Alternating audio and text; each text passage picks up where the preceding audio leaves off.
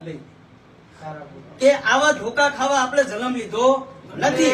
આમે મોટા ભૂખ હોય ને મૂછું મોટી લીંબુ લટકતા છે ને તોય પાણી દેવા એકલો રાવડી આવીને ભોરે દીશે.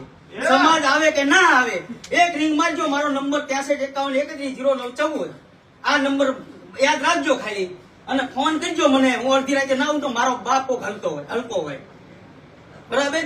આવા ધોકા ખાવાના નથી આપણે ભાઈ. જ્યાં જોઈ અહીંયા જસદણમાં જતા પાડી દીધા, પણ એ જતા નવનીતભાઈ પાડી દીધા. જ્યાં જોઈ અહીંયા મારે ખાવાનો નથી ખાવાનો. બહુ થયું, સહન હવે કરવાનું નથી. અને કાયદો વરઘોડામાં નહીં કાઢે તો કાયદાની સામે પડવાની તાકાત છે ભાઈ. એટલે આપણે સુરત થાય ધક્કો ખાતો. કાલે એને ફોન આવ્યો આપણે કે ભાઈ ગુનો દાખલ થઈ ગયો છે, બરાબર, તમે કીધું બધું કર્યું, બરાબર. એટલે આપણે કીધું કે કઈ વાંધો નહીં, રેલી અમે કાઢતા નથી, પણ સાહેબને કીધું હાજર રે. આવું આપણે સ્પષ્ટ શબ્દમાં સાહેબને કીધું, અમે રેલી નહીં કાઢે પણ એસપી સાહેબ હાજર હોવા જોઈએ. કે હાજર રહ્યા અને તમારા મનમાં જે શંકા છે એ બધી વાત અમે કીધી છે. આપણે એ વખતે કીધું કે એક આરોપી બરાબર અંદર જાય છે 307 માં, પાછો બારોબાર આવે, પાછો સાક્ષીને મારે, બરાબર. જો આવા આરોપી ખુલ્લામ રખડતા હોય, બરાબર, તો પોલીસ પ્રશાસનની ભૂલ છે. તમારા હાથમાં સત્તા છે, પાછા કરો, તડીપાર કરો, બરાબર, આવું કરો. એટલે અમે કીધું છે, અમે એટલા લોકોને પાછા તડીપાર કર્યા છે, હજી અમને લાગશે તો કરશું. પણ આ બધાનો સાર એક જ નીકળે, બોટાદ કોળી સમાજે યુનિટી બતાવવાની જરૂર છે. મને હજી એવું લાગે કે હજી તમે તમારામાં સહન શક્તિ છે, સહન કરવાની, માર ખાવાની, હજી માર ખાવાની શક્તિ છે. મારી નાખો અને ગમે નાખી મારી નાખો. સહન શક્તિ આ વસ્તુ સમજી લો, પેલા વારંવાર થાય. આગળ ઘરે ઘરેથી એક વ્યક્તિ આવીને બેસી ગયા હોય ને ભાઈ, જેમાં નવનીતભાઈ ના બનાવમાં ભલે એટલા દિવસ આપણે લઈ રાખો, દાખલો બેઠો વિસ્તારમાં હવે બીજા આગેવાનોને હાથ ઉપાડવો પડે ને તો 10 વખત છે ને વિચારવું પડે. અને આ બોટાદમાં હમણાં 4થી 5મી વખત ઘટના છે. ચિરાગભાઈ ને પિન્ટુભાઈ ને દૂરથી કઈ આવવાનો કઈ શોખ નથી ભાઈ. અમને કોઈ પૈસા નથી આપતું આ બોટાદ. અમે અમારો ધંધો ખોટી કરીને અહીંયા આવીએ છીએ અને અમારી જરૂર ના પડે એના માટે આયા યુનિટી બનાવવાની જરૂર છે. તો અમારે આવવાની કઈ જરૂર નથી. અને બીજું એક, જેની ફાટતી હોય, જે સમાજ કરતા પક્ષને વધારે મહત્વ આપતા હોય, તો આ સમાજને વિનંતી છે, દોસ્ત કોણ છે, દુશ્મન કોણ છે, સમાજનો સાચો સારથી કોણ છે ને એ પારખતા શીખજો. આપણે કાયદો વ્યવસ્થા હાથમાં લેવા માંગતા નથી, પણ જયારે ઘટના બને ત્યારે બેસી આવ ને બધા એક જગ્યાએ. તમારા વિસ્તારના ધારાસભ્ય હોય, સાંસદ હોય, એને ફોન કરીને કહો આવો, આ તમને મત આપે એટલે ધોકા ઠોકાશે. આ કેવું પડશે? જેને સત્તામાં બેહાડ્યા છે, બરાબર, ધોકા આપણે ખાવાના, આપણા ટેક્સના પૈસે જલસા કરે. પછી જે ફંડ જેને જાય છે એ બીજા લોકોને આપે, એટલે આપણા ટેક્સના પૈસે બીજાના છોકરા લીલા લેર કરે ને આપણે ધોકા ખાવાના. સિસ્ટમ આવી થઈ ગઈ. લોકશાહીમાં જેના વધારે મત એનો રાજા. આપણે કોઈના રાજા રજવાડા આપણે છીનવા નથી, આપણે છીનવા માંગતા પણ નથી, પણ લોકશાહી છે, બરાબર. લોકશાહીમાં કોઈ બી વ્યક્તિને ઉભો રહેવાનો અધિકાર છે. કેમ પછી સેવાળાનો વ્યક્તિ પણ કેમ ના હોય, પછી ભલે કોઈ સમાજનો પણ કેમ ના હોય. અને ખાસ કરીને મુકેશભાઈ ઓબીસી સમાજની જ્ઞાતિઓ અંદર અંદર બોલાને લડે છે. હવે એટલા બધા પાણીયારીના હોય એકબીજા.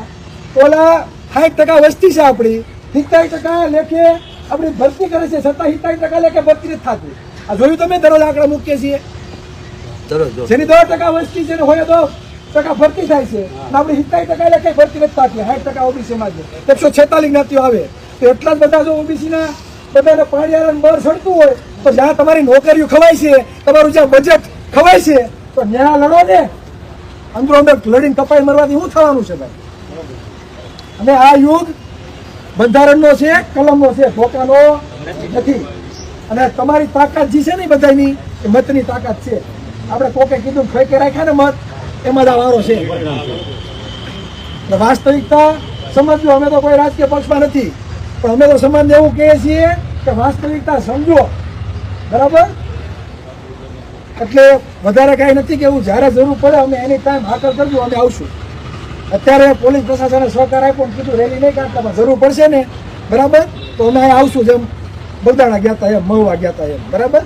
અને એમને કીધું મુકેશભાઈ કે રેલી નહીં કાઢતા, એટલે રેલી કાઢીએ તો કોઈ રોકી ના આવીએ. પણ આપણે નથી આપણે કઈ યુદ્ધ કરવા થોડા કાઢીએ છીએ? હે? ત્યાં તો યુદ્ધ કરવા આવીએ? ના ભાઈ. આપણે તો ન્યાયિક રજૂઆત કરવા આવીએ છીએ. પોલીસ પ્રશાસનનું કામ શું છે? શાંતિ, સુરક્ષા અને સલામતી આપવાનું. તમે સુરક્ષા, શાંતિ અને સલામતી આપી નથી શકતા. બાકી અમને કાંઈ શોખ નથી પોલીસ સ્ટેશનના પગથિયા ચડવાનો ભાઈ, બરાબર? એટલે જ્યારે જરૂર પડશે ત્યારે અમને હાકલ કરજો અને આવશું.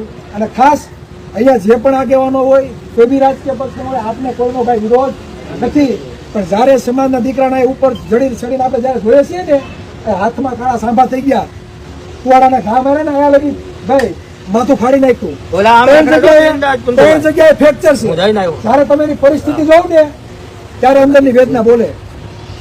અને આપણે એમ સમજતા હોય કે ફલાણાના ભાડામાં માખી પડી, આપણે ઉડાડવી નથી, માખી ઉઠીને તમારા ભાડામાં આવીને ક્યારે બેસી હશે ને તમને કોઈને ખબર નહીં હોય. વિચાર કરો, સાક્ષી હોય તો સાક્ષીને ઠોકે છે બારોબાર આવી, એટલે તમારે કોઈનો સાક્ષી નહીં લેવાનો. હવે કાલ ઉપર કોઈના ઉપર હુમલો થાય એનો સાક્ષી કોણ દે? બીવડાવે. સાક્ષી નો રહેતા તમારી આ હાલત છે. આવો ભયનો માહોલ પેદા કરે છે. આ જવાબદારી સાંજ પર જવાબદારી આપણા કોઈ નથી, પોલીસ પ્રશાસનને છે. અને આપણા ટેક્સના પૈસા જેને પગાર મળે છે, એસપી હોય કે પીએ, દરેક કર્મચારી, સરકારી કર્મચારી પ્રજાના શું છે? નોકર, બરાબર? એટલે નોકરને કામ કરવું પડે, શાંતિ અને સુરક્ષા માટે બેહાડ્યા છે, આપણા પર રાજ કરવા માટે નહીં. એટલે હવે કોઈ અભય નથી, બધા શિક્ષિત છે, કાયદો આપણે જાણીએ છીએ, બરાબર? કોકને ઠોકીને આવવાનું 15 દીમાં જામીન થાય, બરાબર? અને કોઈ સાથે સરભરા કરવાની નહીં ભાઈ, એ તો પાછો હુમલો કરવાનો જ છે, ખબર છે? 20 દીમાં પાછા જામીન થવાના છે. એટલે આ એક સિસ્ટમ થઈ ગઈ. એટલે આ બધી કામગીરી પોલીસ પ્રશાસનની છે. બોટાદમાં કઈ જાય છે તો પાછી ઘટના બની. એટલે હવે છે ને જેમ બગદાણા થયું ને અમે બોટાદમાં થાય આવશું 100%, બરાબર? જેને જ્યાં કિલ્લા મારવો હોય ને મારી લેજો. આ બોટાદની ધરતીમાં આવીને કહી દઉં, અમને કોઈનો વિરોધ નથી, અમને કોઈનો વિરોધ નથી. અને આ ભાઈજી પથારીમાં બેઠા, અમારે આંખની ઓળખાણ નથી ભાઈ.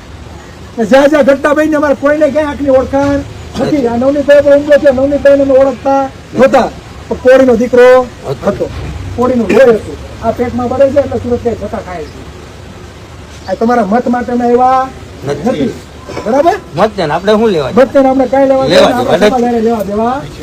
અને જેથી મત માંગશું તેની વટથી માંગશું, તમારા નથી કરવા માટે. જેથી માંગશું ને તેની વટથી માંગશું, અને તમારા લોકોના હક અધિકારો માટે માંગશું. અને આપણે સત્તામાં બેઠા હોય ને તો ખાલી ગૃહમાંથી એક ફોન જ થાય, બધું કામ થઈ જાય. આ સત્તાની તાકાત છે, પણ આપણે સત્તાની તાકાત સમજ્યા નથી. જેના મત નથી ગૃહમંત્રી બનીએ, પાછું બીજું ખાતું આપી દે મુખ્યમંત્રી. આપણે 35 40 વર્ષ થયા ચૂંટાઈને આવે છે, કેમ નથી બનાવતા મુખ્યમંત્રી? નો બનાવે એનું કારણ શું છે? ધોકા કોણ ખવડાવે તમને? ધોકા ખાવા તો આપણે રાખ્યા.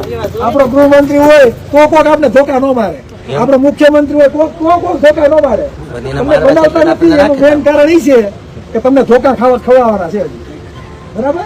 તો વધારે વાત નથી કેવી. હવે અમે રજા લઈએ છીએ. આવનારા દિવસોમાં તમારે પડકે જે પણ આગેવાનો આવ્યા, બોટાદ જિલ્લાના જે પણ આગેવાનો તમારા પડકે આવ્યા હોય, ખબર અંતર પૂછવા આવ્યા હોય, તો એની પડકે પાછા બધા ઊભા રહેજો. અમારે સુરત છે, આવતા થોડીક વાર લાગશે, તો તમે આ બધા હો. એટલે જે પણ આગેવાનો તમારા માટે લડતા હોય ને ભાઈ, તો એની પડકે આવીને ઊભા રહેજો. એ જવાબદારી તમારી છે, બરાબર? બીજા કોઈની નથી. અને એકતામાં જ તાકાત છે, બરાબર? સાથે મળીને બધા ભેગા રહેવું તો ગમે એવી જંગ હશે આપણે જીતી આવશું.